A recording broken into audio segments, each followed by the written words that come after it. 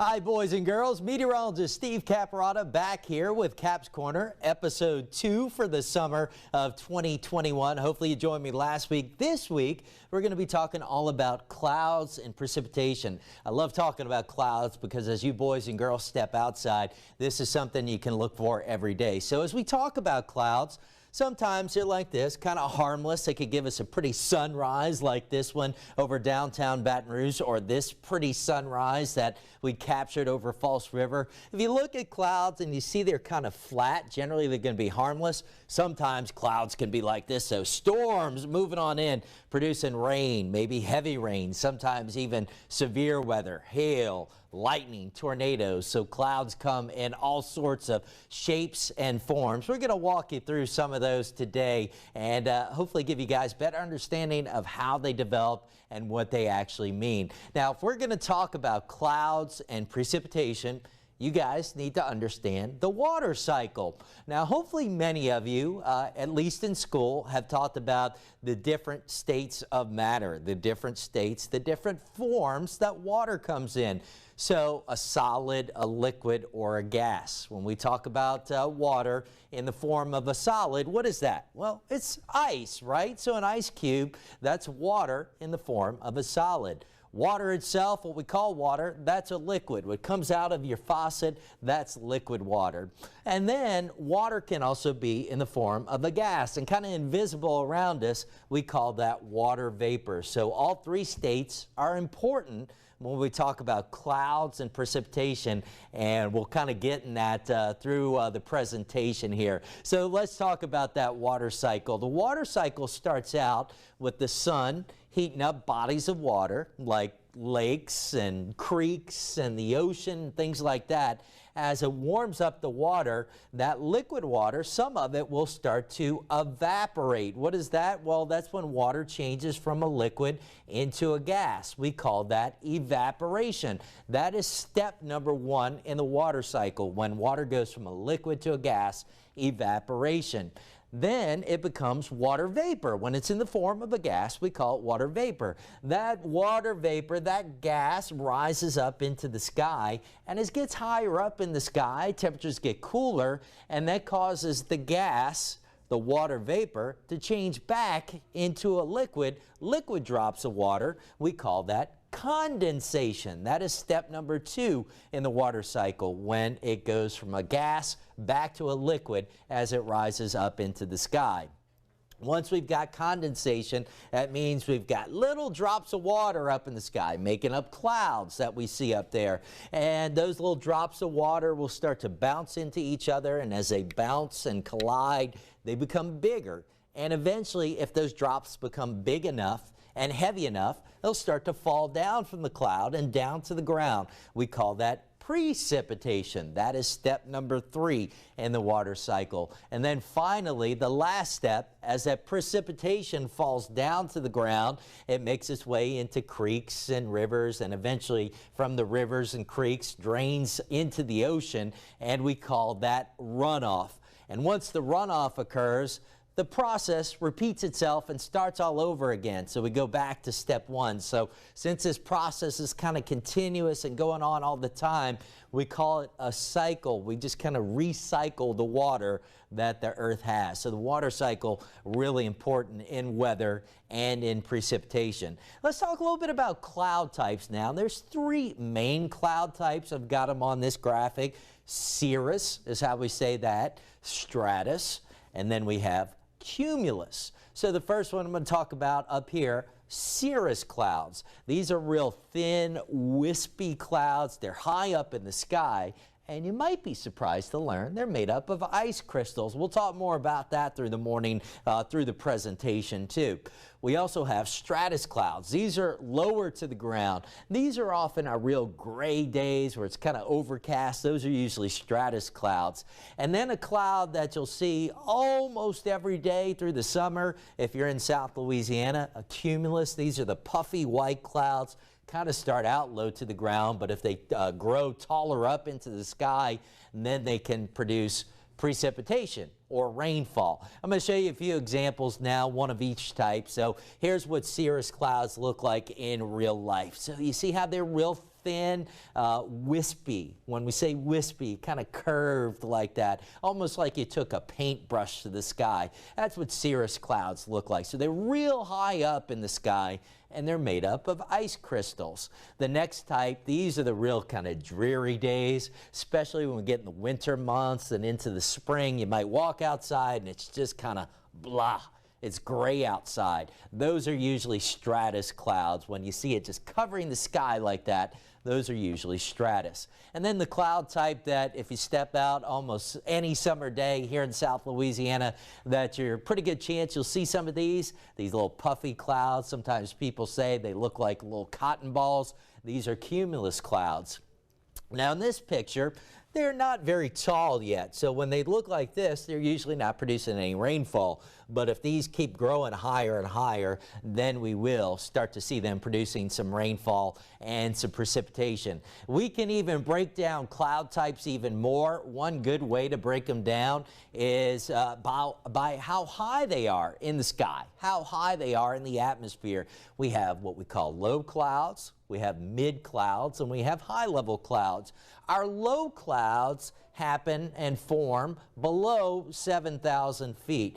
So again, we're talking about the stratus clouds I looked at, I gave you a look at, the real gray skies. The cumulus clouds, they start out in the low levels. Then if we get above 7,000 feet, but below 23,000 feet, those are what we call the alto family of clouds. So we can have alto cumulus. These are like the little cumulus, but a bit higher up. We can get alto stratus. So these are clouds that in the mid-level of the atmosphere that are kind of in a layer. We call those alto stratus. And then our high clouds are up above 23,000. These are the cirrus clouds. So you can have the real thin, wispy ones I talked about. You can have cirrocumulus. They're kind of puffy, but they're way up there. And you can have cirrostratus. It's a pretty significant layer of clouds, but still thin and still high up in the atmosphere. Then you have a couple that can kind of go between these layers. Nimbostratus may start out as low clouds and build a bit higher. These aren't your big storms, but nimbostratus do produce rainfall. And then finally on here, we've got cumulonimbus. These start out as the little cumulus and they build higher and higher up. These are our big storm clouds, okay? So hopefully that made a little bit of sense. And here's a real dramatic example, what we call a towering cumulonimbus, a big thunderstorm. And in fact, this was down New Orleans in 2015 along the Mississippi River. This was actually a supercell thunderstorm. A supercell is one that's spinning or rotating. Sometimes they can produce tornadoes. This one, fortunately, some of that as well. I don't have all the ingredients here in the studio, so we're going to take it into my home lab. We're going to make our own clouds, and then we'll come back and talk more about precipitation.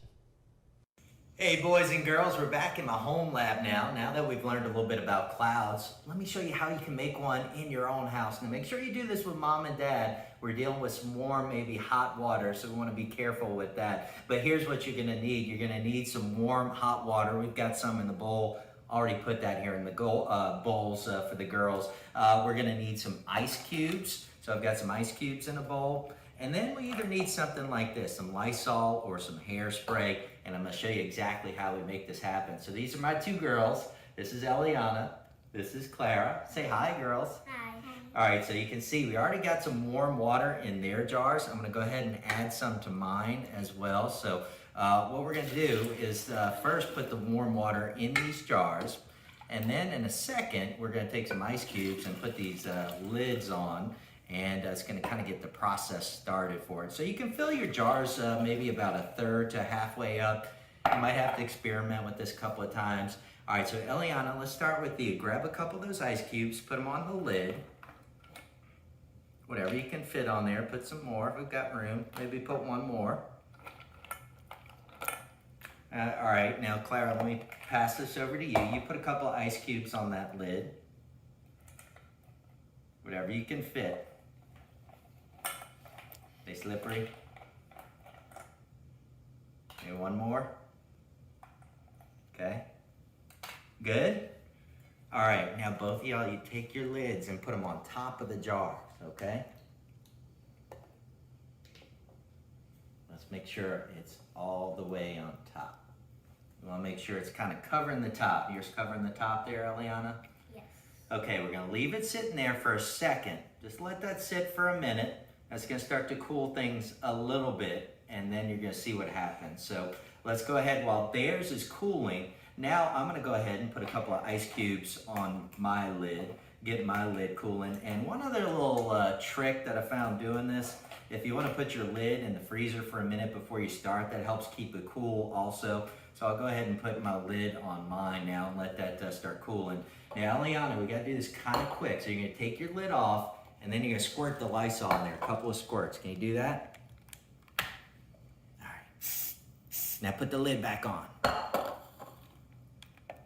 All right, and if we've done this right, we should start getting a little cloud. Clara, pull your lid off. Can you do a little squirt or two of that in there? One more. All right, put your lid back on. All right, now I'm gonna do the same thing on mine now. And we should start to get our cloud forming. I'm gonna tell you why, but let's give this a second and see what happens. So in the girls, we use some food coloring to kind of see what happens, a little twist on the experiment, see if we get anything different. But if you guys can make it out, we're starting, especially here in mine, we're starting to get that cloud developing. I know it's a little bit hard to see. Hey there, Eliana. But if you try this at home, you'll get a better look at it yourself, and I'm gonna give you a better look in a moment. All right, let's see. We're gonna let this sit for just another minute and see what happens.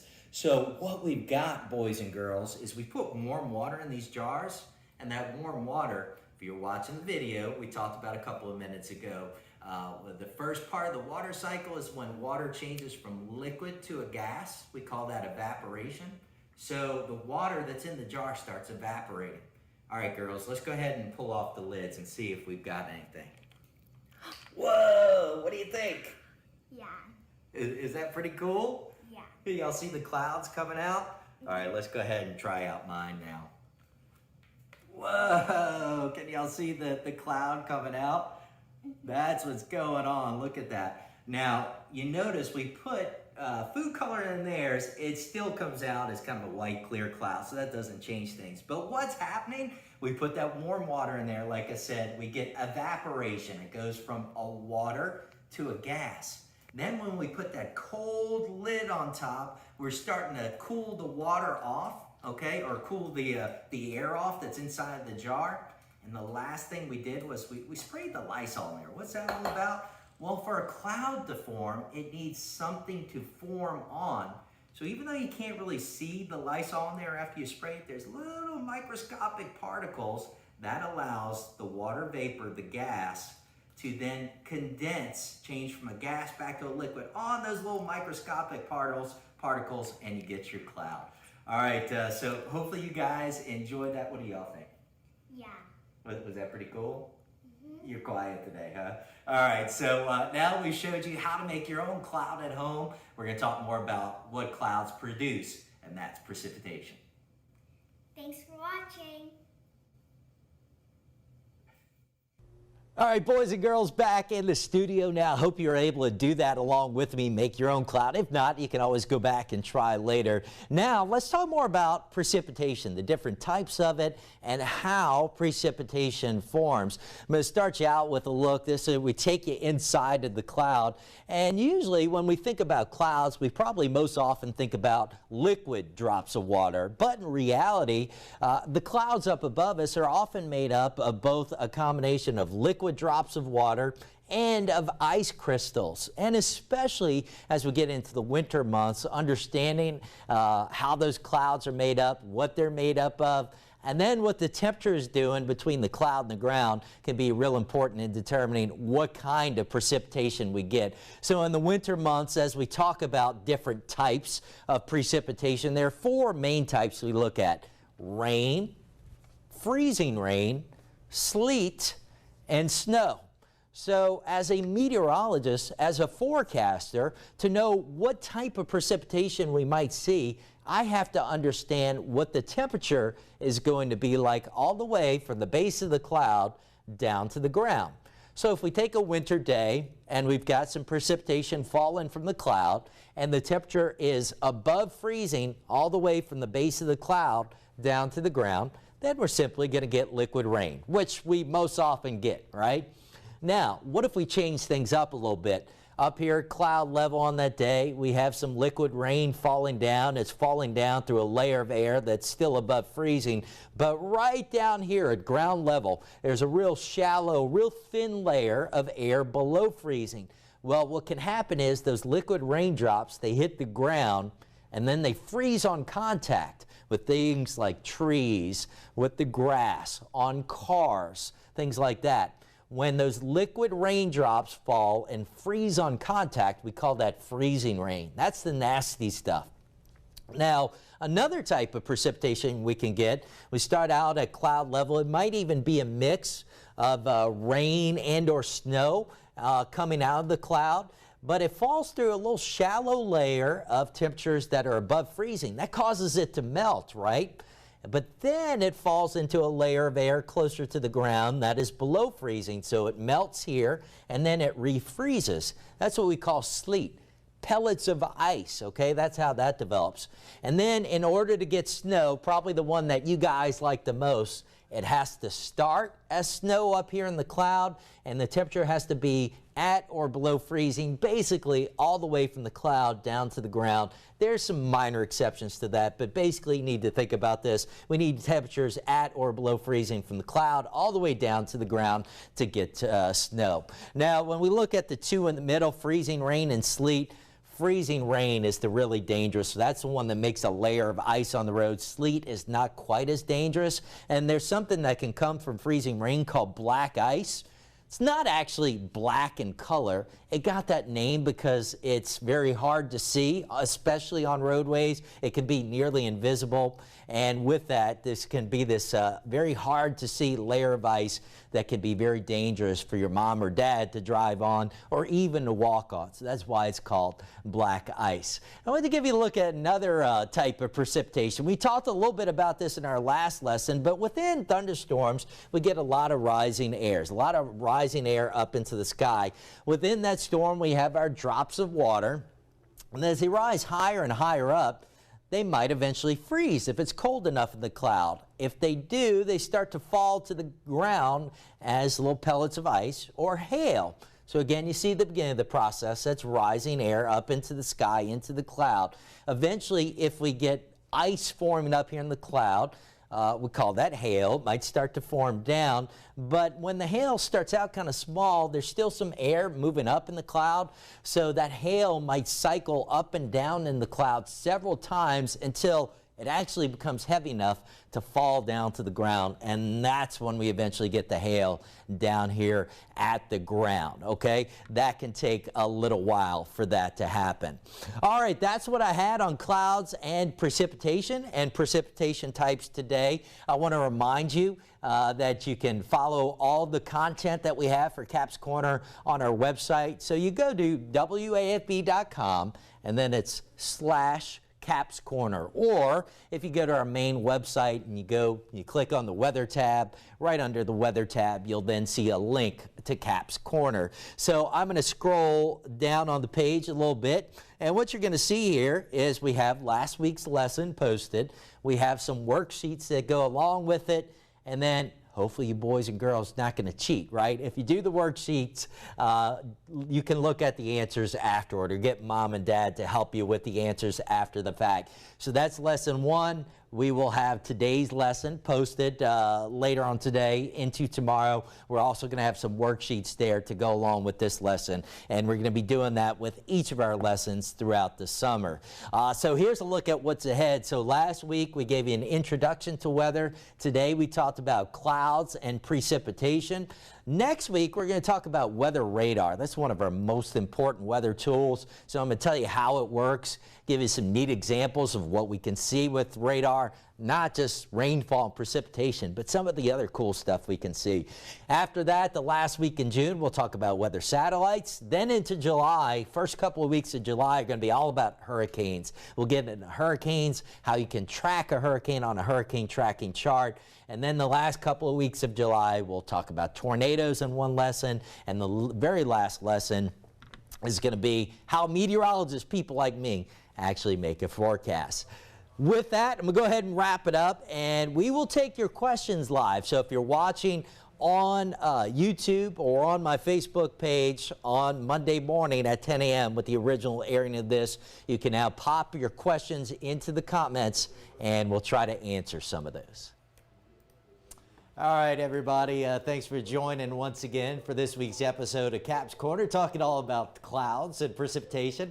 I hope the kids out there kind of enjoyed the opportunity to see how you can make your own cloud at home. I know it might have been a little bit difficult to try and do it along with me, but you can always go back and watch the video. I know some of you might have had, I think we had a little hiccup on Facebook. So for those of you watching on Facebook, if you did hit that little hiccup, video should be there after the fact. Go back and watch anything you missed. You can also watch these at any time on WAFB Plus, which is our app on Roku, Fire Stick, on Amazon, things like that. Also, you can watch these on our YouTube channel at any time. Go back and catch those, and you can kind of see excuse me, the step-by-step on how to make the cloud at home. But I can tell you, my two little girls enjoyed it. They were pretty impressed. All right, so with that, I'll take a peek down. If anybody has any questions, be happy to take them now. See Cricket in here, Barbara, Mary Beth saying she really enjoyed it, so appreciate that. Thank you guys for joining. I'm peeking up to our YouTube page also, see if anybody has comments. I did notice one thing on one of my graphics. I'd get a little X on my homework here, kids. I had one little misspelling on the graphic at the end that showed all the lessons instead of intro. I had into. But bottom line is, as you saw at the end, coming up next week, next Monday, we're going to talk all about radar. That's a really important tool in weather. So I'm going to explain to you how that works.